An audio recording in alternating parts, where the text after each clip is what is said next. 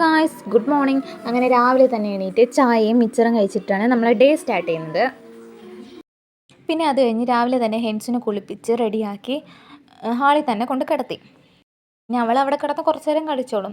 പിന്നെ എല്ലായിടവും മഴയല്ലേ, പിന്നെ കുറച്ച് കഴിഞ്ഞാൽ തണുക്കുമെന്ന് വിചാരിച്ച് നേരത്തെ തന്നെ ഞാൻ കുളിപ്പിച്ച്. പിന്നെ എൻ്റെ ജോലി അങ്ങ് ഒതുങ്ങുമല്ലോ അത്.